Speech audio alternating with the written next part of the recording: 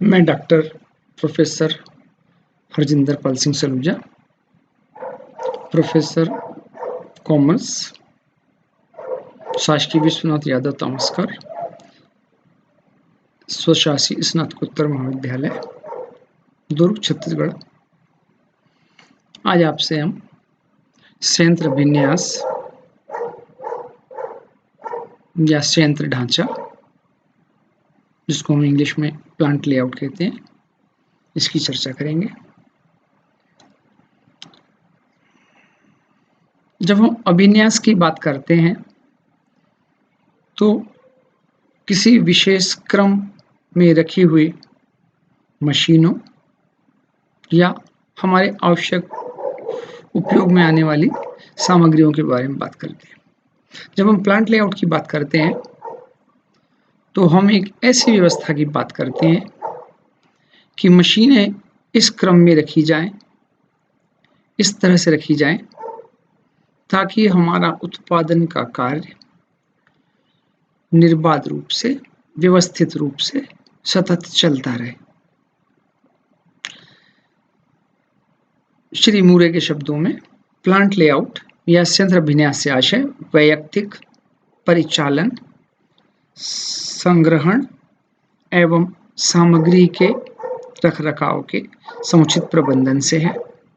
संयंत्र विन्यास एक ढांचा है जो किसी संयंत्र की समस्त सुविधाओं के संधारण हेतु उपयोग होता है। हम एक एक शब्द देखें।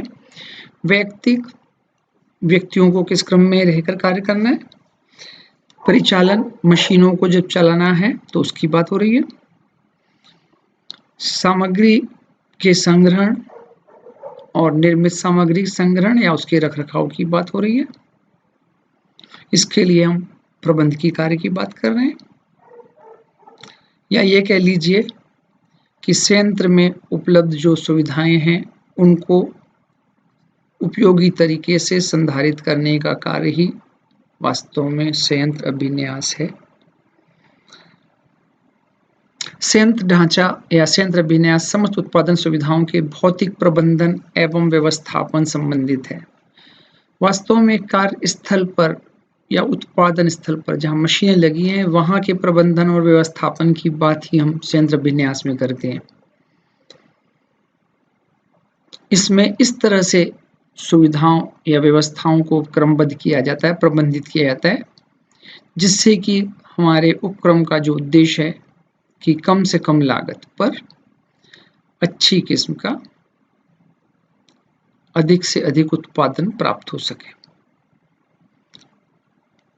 एक संयंत्र के सभी विभागों में, कार्य क्षेत्रों में और उपकरणों का इस तरह से समायोजन करके एक संयंत्र विन्यास या ढांचा तैयार किया जाता है, जिससे पूर्व निर्धारित उत्पादन की मात्रा और किस्म में उत्पादों को प्राप्त किया जा सके, या यही संयंत्र विन्यास का सार है।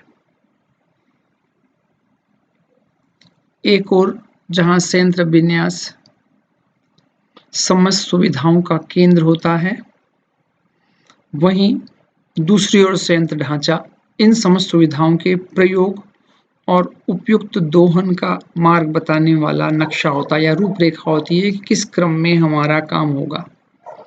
हम सुविधाएं तो संग्रहित कर सकते हैं, सुविधाओं की व्यवस्था कर सकते हैं, किंतु यदि उन्हें क्रमबद्ध तरीके से हमने संयोजित नहीं किया, क्रमबद्ध तरीके से उनका उपयोग नहीं हुआ, तो उनका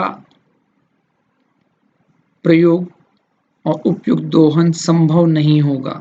इसलिए आवश्यक होता है कि संयंत्र विन्यास के अंतर्गत हम जो सुविधाएं उपलब्ध कराई जा रही हैं, जो सुविधाएं हमारे पास हैं, चाहे श्रमिक हो, मशीनें हो, माल हो, इनको इस तरह से व्यवस्थित किया जाए, इस क्रम में संयोजित किया जाए कि हमारा उत्पादन का कार्य अनवरत रूप से चलता रहे, या कहीं पर भी उत्पादन कार्य के दौरान एक से दूसरी प्रक्रिया, दूसरी से तीसरी प्रक्रिया में जब माल का स्थानांतरण होता है, कोई समस्या न आए।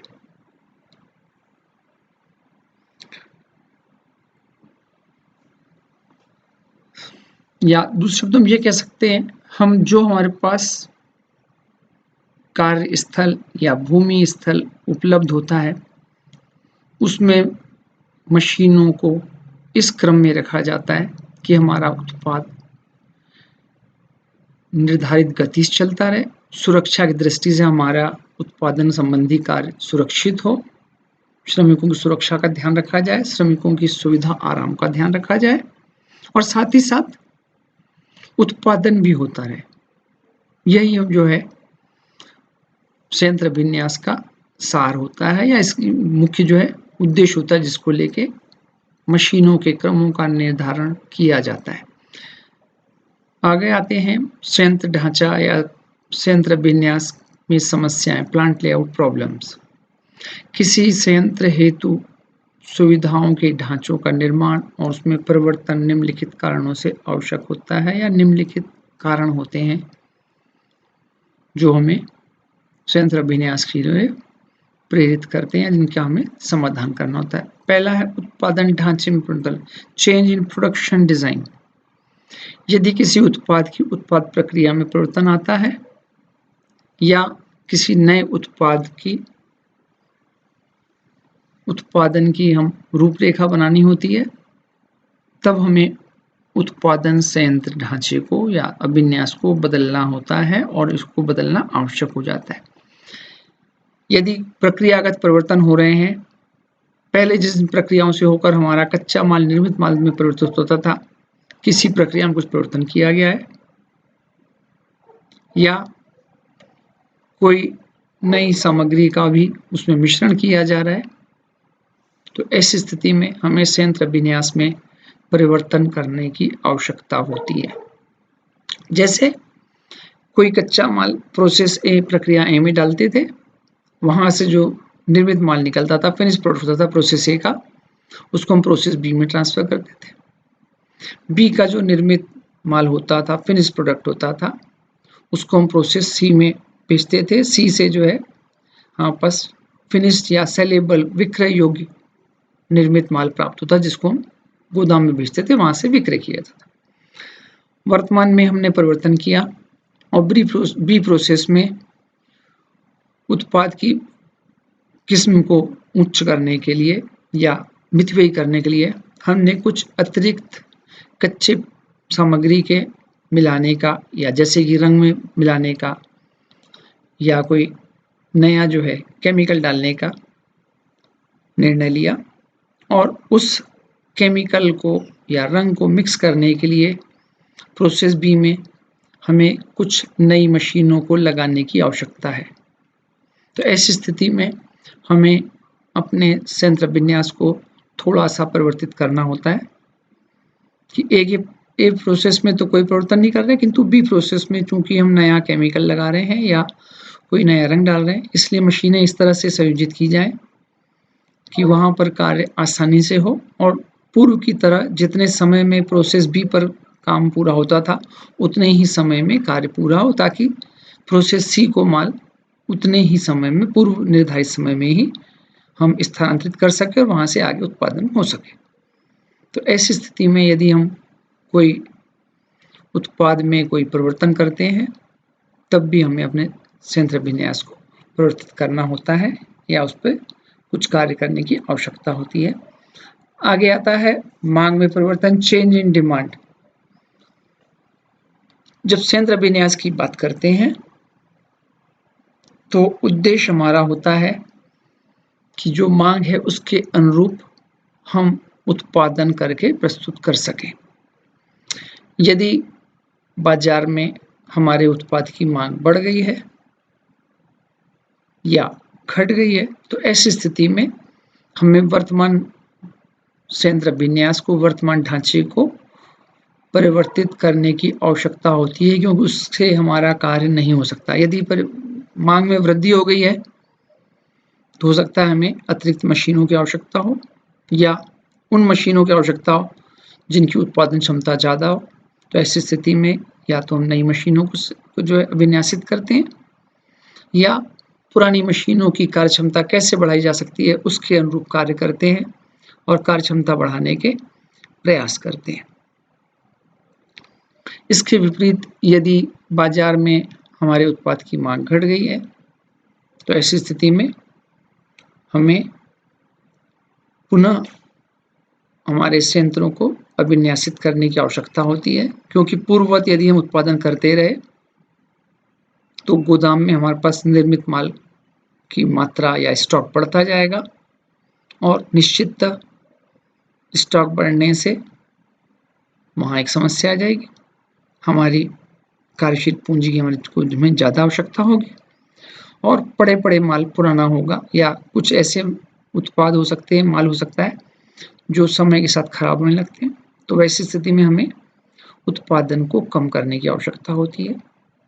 तो हम तदनुरूप हमारी मशीनों को संयोजित करते हैं या उनकी गति को कम करते हैं, जिससे कि जितनी मांग है उसके अनुरूप ही उत्पादन करके हम बाजार में प्रस्तुत कर सकें। आगे आता है दुर्घटना में बढ़ोतरी, इंक्रीज इन एक्सीडेंट। यदि हमने जो है पूर्व में जिस तरह से संयंत्रों को अभिन्यासित किया था उसके कारण दुर्घटनाएं हो रही हैं, तो ऐसी स्थिति में यह निश्चित हो जाता है कि हमारा जो संयंत्र अभिन्यास है वह दोषपूर्ण है, क्योंकि यदि दुर्घटनाएं होती हैं तो निश्चिततः इसका प्रभाव श्रमिकों की कार्यक्षमता पर प्रतिकूल पड़ता है। श्रमिक हमेशा भयाक्रांत रहते हैं कि कहीं वे दुर्घटनाग्रस्त ना हो जाए, या दुर्घटनाओं का परिणाम कई बार ये होता है कि श्रमिक हड़ताल कर देते हैं। तो ऐसी स्थिति में यदि दुर्घटनाएं हो रही हैं तो हमें ये देखना होता है कि हमारे संयंत्र विन्यास में कहाँ त्रुटियां हैं, कहाँ दोषपूर्ण है। हो सकता है मशीनें जिस क्रम में रखी हैं वो क्रम गलत हो, या मशीनों के पास से जो जाने के रास्ते हैं वहाँ सुरक्षा की व्यवस्था ना हो, या मशीनें बहुत पास रखी हों, या मशीनों में कंपन ज़्यादा हो रहा है, वाइब्रेशन ज़्यादा हो रहा है। तो ऐसी स्थिति में हम हमारे अभिन्यास की पुनः जांच करते हैं और जो कारण हमें पता लगते हैं हम उन कारणों को या उन समस्याओं को दूर करते हैं।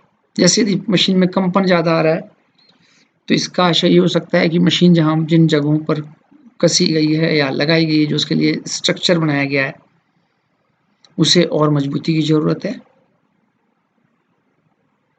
या मशीन जिन चेन्स या बेल्ट के माध्यम से चल रही है, जिन मोटर से कनेक्ट की हुई है, वहाँ कुछ समस्या हो सकती है, उस कारण भी वाइब्रेशन ज़्यादा हो सकता है, या कोई और कारण भी हो सकता है।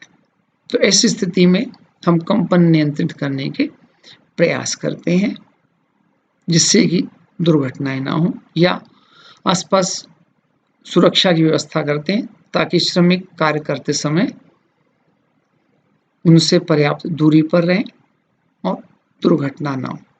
तो कई बार दुर्घटनाओं के कारण भी हमें अपने अभिन्यास को परिवर्तित करना होता है या अभिन्यास को पुनः देखना होता है कि वहाँ कहाँ त्रुटि है, और सुरक्षा की दृष्टि से ही हम अभिन्यास करते हैं या संयंत्रों का निर्माण और उनका क्रमबद्ध करते हैं।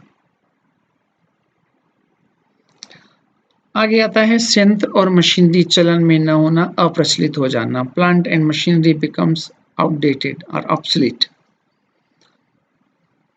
कई बार ये ऐसा भी होता है कि जिन मशीनों का हम गत वर्षों से उपयोग कर रहे हैं वे चलन से बाहर हो गई हैं, या वे बार-बार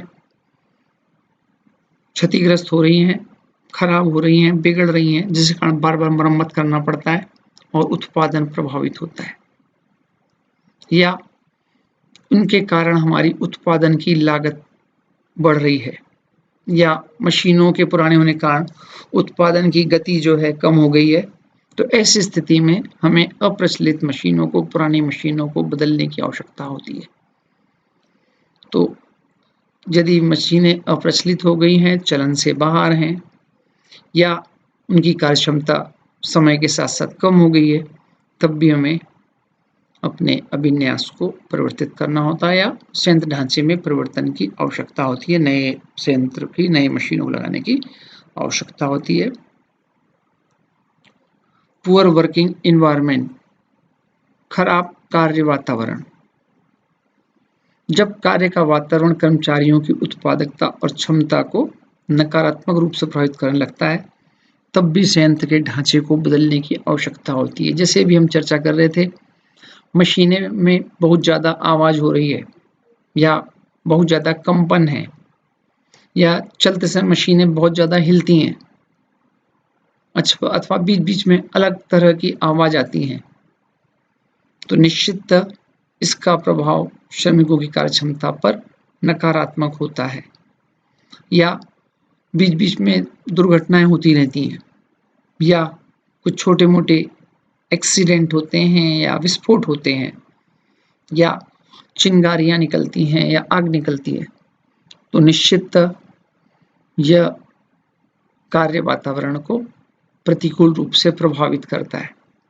तो यदि ऐसी स्थिति है, वातावरण खराब है, नकारात्मक वातावरण है, तो ऐसी स्थिति में भी हमें संयंत्र के ढांचे को बदलना पड़ता है या उस पे खोज करनी पड़ती है कि कहाँ पर त्रुटियाँ हो रही हैं, क्या कारण है और उन कारणों को दूर करने के प्रयास करने हेतु हमें अपने संयंत्र ढांचे में परिवर्तन करना होता है। आगे आता है बाजार में बदलाव, चेंज इन मार्केट लोकेशन। जब किसी उत्पाद का बाजार बदल जाता है या बाजार की मांग बदल जाती है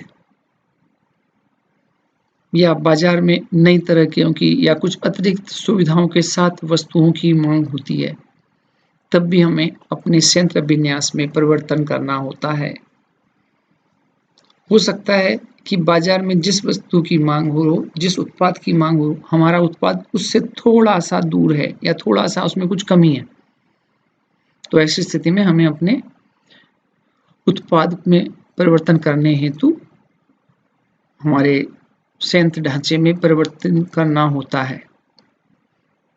जैसे हो सकता है जिस हम उत्पादन कर रहे हैं, जो हमारा उत्पाद है, उसके आकार में परिवर्तन बाजार की मांग है। बाजार में उसके कुछ नए आकार की मांग है, तो उसको ध्यान में रखते हुए हम अपने संयंत्रों में, उत्पाद में या संयंत्र के अभिन्यास में परिवर्तन करते हैं। जैसे इसका बहुत अच्छा उदाहरण हो सकता है, वर्षों पूर्व साबुन जो है चौखट आकार के आते थे, आयताकार होते थे। समय के साथ-साथ बाजार में मांग बदली, अंडाकार आने लगे, साबुन का आकार बदल गया, आगे जाके गोल साबुन आने लगे और आगे जाके साबुन का इस तरह का डिज़ाइन आने लगा जो कि पकड़ने में आसान है। तो निश्चिततः ऐसी स्थिति में यदि हमें बाजार की मांग के अनुरूप हमने परिवर्तन नहीं किया, तो हमारा उत्पाद बाजार से बाहर हो जाएगा या हम प्रतिस्पर्धा में पिछड़ जाएँगे। इसलिए ज़रूरी है कि यदि बाजार में परिवर्तन हुआ है, मांग में परिवर्तन हुआ है, तो उसके अनुरूप हम अपने संयंत्र के ढांचे में परिवर्तन करें। वो मशीनों को हम और लगाएँ, जो बाजार की मांग के अनुरूप हमारे उत्पाद में परिवर्तन करें। तो कई बार जो बाजार की में परिवर्तन है, वह भी हमें संयंत्र विन्यास को पुनः संयोजित करने के लिए प्रेरित करता है। कॉस्ट कंट्रोल, लागत नियंत्रण। एक उत्पादक संस्थान में लागत पर ध्यान देना हमेशा आवश्यक होता है। हर स्तर पर हम लागत पर नियंत्रण रखने का प्रयास करते हैं। तो जब संयंत्रों को विन्यासित करने की बात आती है, तब भी हमें हमेशा अपने लक्ष्यों में यह रखना होता है कि हमारी लागत नियंत्रित हो, कम लागत पर हम अधिकतम उत्पादन का प्रयास करें। तो यदि लागत ज़्यादा होगी, तो माल बेचने में हमें परेशानी होगी। तो संयंत्र विन्यास का एक महत्वपूर्ण लक्ष्य ये भी होता है कि हम अपनी उत्पादन लागत को नियंत्रण रखें या लागत के संबंध में हमेशा यदि हमें कुछ परिवर्तन करने की आवश्यकता होती है, तो हम उसके अनुरूप परिवर्तन करें, जिससे कि उत्पादन की लागत कम हो। आगे आते हैं हम संयंत्र ढांचे के उद्देश्य, ऑब्जेक्टिव्स ऑफ प्लांट लेआउट। जब भी हम संयंत्र विन्यास की बात करते हैं, संयंत्र ढांचे की बात करते हैं, तो हमारे लिए कुछ उद्देश्य होते हैं जिनके ध्यान में रख के ही हम संयंत्र विन्यास पर चर्चा करते हैं। उन उद्देश्यों की पूर्ति के लिए ही हम संयंत्र ढांचे पर, मशीनों के निर्माण पर, उनके क्रम पर, उनकी क्रमबद्धता पर, उनकी ऊंचाई पर अपना ध्यान केंद्रित करते हैं। या ये कह लीजिए, संयंत्र विन्यास का उद्देश्य, हमारा जो मुख्य उद्देश्य है, कम से कम लागत पर अधिकतम उत्पादन, उच्च किस्म की वस्तुओं का उत्पादन करना है। तो यहाँ भी वही उद्देश्य होता है और इसको ध्यान में रखते ही हम संयंत्रों का अभिन्यास करते हैं। इसमें आ रहा है, संयंत्र में सामग्री के प्रवाह को बनाए रखने के लिए, to maintain the flow of material in plant. कच्चे माल से हमारा कार्य शुरू होता है, कच्चे माल के कारखाने में प्रवेश से हमारा कार्य शुरू होता है और निर्मित माल के गोदाम तक पहुंचने तक कार्य चलता रहता है। तो जब कच्चे माल का प्रवेश हमारी मशीनों में होता है तो एक से अधिक मशीनों का उपयोग होते हुए निर्मित माल में परिवर्तन होता है। तो हमारा हमेशा प्रयास ये रहता है कि मशीनें इस क्रम में हों, इस तरह से लगाई जाए कि लगातार प्रत्येक मशीन पर माल उपलब्ध रहे, या एक से दूसरी प्रोसेस, दूसरी से तीसरी, तीसरी से चौथी प्रक्रिया में माल लगातार चलता रहे। कहीं पर भी माल को रुकना नहीं चाहिए। यदि उत्पादन प्रक्रिया के दौरान किसी एक प्रक्रिया पे माल रुक गया तो इसका आशय ये होगा कि अगली प्रक्रिया को कार्य करने के लिए माल उपलब्ध नहीं रहेगा और वहाँ समस्या हो जाएगी। इसके विपरीत, जिस प्रक्रिया पर माल रुका हुआ है वहाँ पिछली प्रक्रिया से माल तैयार होके आ जाएगा और उस प्रक्रिया में माल की मात्रा बढ़ने लगेगी, वो एक नई समस्या हो जाएगी। तो इसलिए हमेशा प्रयास ये होता है कि मशीनें इस तरह से संयोजित हों कि एक प्रक्रिया का कार्य जैसे ही खत्म होता है, दूसरी प्रक्रिया को वह माल स्थानांतरित हो जाए, पहली प्रक्रिया पुनः काम करना शुरू कर दे, दूसरी प्रक्रिया जैसे ही माल पहली प्रक्रिया से आता है तब तक अपना कार्य संपन्न कर तीसरी प्रक्रिया को वह माल भेज दे, ताकि पहली प्रक्रिया से जो माल आया है उस माल का उपयोग या उससे उत्पादन संबंधी कार्य दूसरी प्रक्रिया कर सके। तीसरी प्रक्रिया में जैसे ही माल आता है उसके पूर्व ही वो अपना इस पहले से आए हुए माल को उस पर उत्पादन संबंधी क्रिया करके आगे भेज दे। तो इस तरह लगातार माल एक से दूसरी प्रक्रिया, दूसरी से तीसरी प्रक्रिया, उसके बाद निर्मित इकाई में परिवर्तित होते रहना चाहिए। किसी भी प्रक्रिया में माल को रुकना नहीं चाहिए। यदि माल किसी प्रक्रिया में रुकता है तो इसका मतलब ये है कि समस्याएं आ रही हैं या हमारा जो संयंत्र विन्यास है वह दोषपूर्ण है, और निश्चिततः ऐसी स्थिति में लागत बढ़ेगी, संयंत्र के अंदर अव्यवस्था की स्थिति निर्मित होगी और नई नई समस्याओं का जन्म होगा। आगे आता है निर्माण प्रक्रिया को सुविधा प्रदान करने के लिए, to facilitate the manufacturing process. संयंत्र विन्यास का एक उद्देश्य ये भी होता है कि हमारी जो मैन्युफैक्चरिंग प्रोसेस है वो सुविधाजनक हो, उसमें किस तरह की कोई व्यवधान ना हो, असुविधा ना हो, श्रमिक सुविधाजनक तरीके से कार्य करते रहें, या निर्माण कार्य जो है पहली प्रक्रिया से लेकर अंतिम प्रक्रिया तक लगातार सुविधाजनक ढंग से चलता रहे, कहीं पर असुविधा ना हो या बार बार परेशानी ना हो। आगे आते हैं मानव सामग्री और उपकरणों के प्रभावी उपयोग हेतु, to make effective utilization of man, material and equipment. जो श्रम शक्ति है उसका प्रभावी उपयोग करना उद्देश्य होता है कि श्रमिक को उनकी कार्य क्षमताओं के अनुरूप कार्य प्राप्त हो और वे उचित तरीके से कार्य करते रहें, क्योंकि श्रमिकों को हम उनके कार्य के बदले में मजदूरी देते हैं। तो चूंकि हम मजदूरी या ईएमआई लागत का हिस्सा है, श्रम लागत का हिस्सा है, तो जो श्रम शक्ति है उसका समुचित उपयोग होना चाहिए। ये ना हो कि कुछ श्रमिकों के पास बहुत अधिक काम हो, कुछ श्रमिकों के पास बहुत कम काम हो। तो ऐसी स्थिति में जिनके पास ज़्यादा काम होगा उनकी कार्य क्षमता प्रभावित होगी, जिनके पास कम काम होगा उनकी हम समय का, उनकी श्रम शक्ति का उपयोग करने से वंचित रह जाएंगे। तो श्रमिकों को उनकी योग्यता के अनुसार, उनके कार्यक्षमता के अनुसार काम का विभाजन होना चाहिए। जितने श्रमिकों की आवश्यकता है उतने श्रमिक ही किसी प्रक्रिया या किसी कार्य पर लगाए जाने चाहिए। सामग्री की बात करते हैं। जो सामग्री है उसका प्रभावी उपयोग आवश्यक है, या ये कहें कि कच्ची सामग्री का मितव्ययितापूर्ण उपयोग होना चाहिए, जिससे कि मटेरियल कॉस्ट, सामग्री लागत कम हो। यदि सामग्री का उपयोग नहीं हो रहा है, वेस्टेज, व्यर्थ सामग्री ज़्यादा जा रही है, तो निश्चित इससे लागत बढ़ेगी।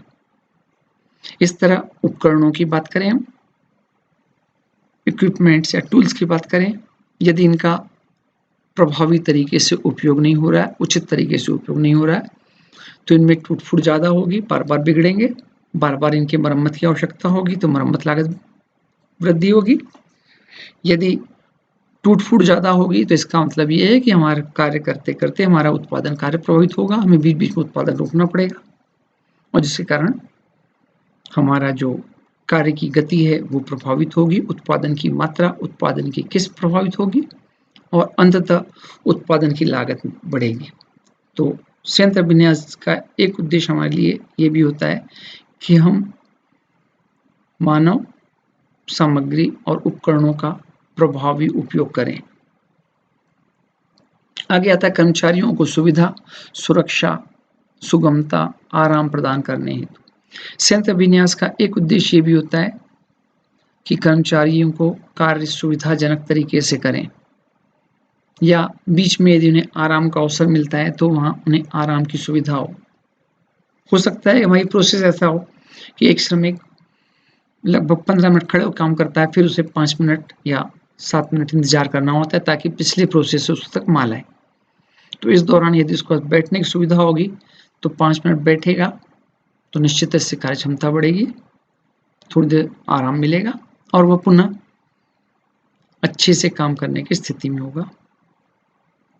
तो श्रमिकों की सुविधाओं को ध्यान रखा जाता है, या श्रमिकों को इस तरह संयोजित किया जाता है कि उनकी सुविधा के अनुरूप उन्हें कार्य दिए जाएं। जैसे कम पढ़े लिखे श्रमिकों को हम वजन उठाने वाला या वजनी काम दे सकते हैं, जबकि पढ़े लिखे श्रमिकों को वो काम दिया जाए जहां उनके ज्ञान की, उनकी बुद्धि की, उनकी योग्यता का उपयोग हो। तो ऐसी स्थिति में कर्मचारी ज़्यादा क्षमता से काम करते हैं और कार्य करने के लिए लगातार प्रोत्साहित होते रहते हैं। सुरक्षा की बात करें, यदि संयंत्र संयोजन में, अभिन्यास में सुरक्षा का ध्यान नहीं रखा गया तो निश्चित कर्मचारियों की कार्यक्षमता, श्रमिकों की कार्यक्षमता इससे प्रभावित होगी। जरूरी है कि संयंत्रों को इस तरह रखा जाए कि दुर्घटनाएं कम से कम हो, या दुर्घटना होने के पहले कोई चेतावनी सिस्टम या चेतावनी की व्यवस्था की जाए ताकि दुर्घटना के पहले ही जानकारी प्राप्त हो और उसके लिए अनुरूप कार्य किया जा सके। या ये कह सकते हैं हम कि यदि कार्य के लिए कुछ सुरक्षा संबंधी उपकरणों की आवश्यकता है तो वे उपकरण हमेशा श्रमिकों के पास उपलब्ध हों। जैसे जहाँ पर आग लगने की संभावना होती है वहाँ उस तरह के सामग्री का उपयोग किया जाए जो कि ज्वलनशील ना हो, साथ ही साथ आग बुझाने के लिए आवश्यक व्यवस्था पास में उपलब्ध हो। आसपास कार्य करने वाले सभी कर्मचारियों, श्रमिकों को आग बुझाने की प्रशिक्षण दिया जाए। आग बुझाने संबंधी व्यवस्था है वो हमेशा अद्यतन रखी जाए, उसे बीच बीच में से जांच की जाए कि वो कार्य योग्य हैं कि नहीं है, और यदि कार्य योग्य नहीं है तो उन्हें तत्काल परिवर्तित किया जाए। इस तरह आराम और सुगमता की बात करते हैं। कार्य इस तरह से होना चाहिए कि कर्मचारियों को लगे कि बड़े आराम से, सुगमता पूर्वक वे अपना कार्य कर रहे हैं। मशीनों को इस तरह लगाया जाए, इस तरह संयोजित किया जाए कि सभी श्रमिकों को, सभी कर्मचारियों को लगे कि कार्य वे बड़े आराम से कर रहे हैं, या कार्य तो कर रहे हैं किंतु अनावश्यक रूप से परेशान नहीं हो रहे, थकान नहीं हो रही है, या सुगमता पूर्वक उत्पादन संबंधी कार्य हो रहा है। तो ऐसी स्थिति में श्रमिकों की कार्यक्षमता बढ़ती है और श्रमिकों की कार्यक्षमता बढ़ती है, कर्मचारियों की कार्यक्षमता बढ़ती है, तो इसका परिणाम ये होता है कि हमारे उत्पादन की मात्रा बढ़ती है, उत्पादन की किस्म में सुधार होता है और लागत में कमी आती है। और लागत में कमी आती है, इसका आशय ये है कि व्यवसाय प्रतिस्पर्धा करके लाभ कमाने की स्थिति में होता है। फिर आते हैं हम निर्माण प्रक्रिया और प्रबंधन को लोकशील बनाने हेतु। हमेशा to make manufacturing process and arrangements flexible, हमेशा जो है हमारा प्रयास ये होना चाहिए कि हम संयंत्र इस तरह से अभिन्यासित करें, ढांचा बनाएं कि परिस्थितियों के अनुरूप हमें इसमें परिवर्तन करने की यदि आवश्यकता हो तो हम परिवर्तन कर सकें। जो उत्पादन प्रक्रिया है, निर्माण प्रक्रिया है, प्रोसेस है, मैन्युफैक्चरिंग प्रोसेस है, इसमें परिवर्तन करने की संभावना बने रहनी चाहिए। या प्रबंधक को लगता है कि कुछ परिवर्तन करने की आवश्यकता है, तो समय और परिस्थिति के अनुसार हमारे इस अभिन्यास में परिवर्तन करने की संभावना होनी चाहिए। या ये कह सकते हैं कि जो ज़मीन उपलब्ध है, जो भूखंड उपलब्ध है या जो शेड उपलब्ध है कारखाने का, उसमें मशीनों को इस तरह संयोजित किया जाए कि भविष्य में यदि हमें उसमें परिवर्तन करना हो या विस्तार करना हो, तो उस परिवर्तन और विस्तार की संभावनाएं बनी रहनी चाहिए।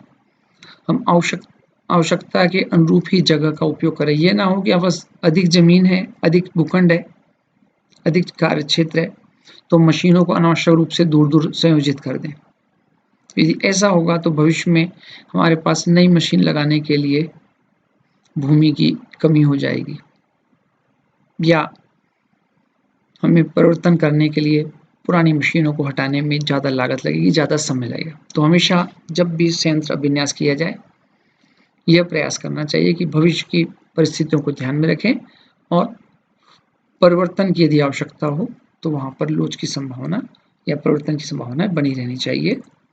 धन्यवाद। Thank you.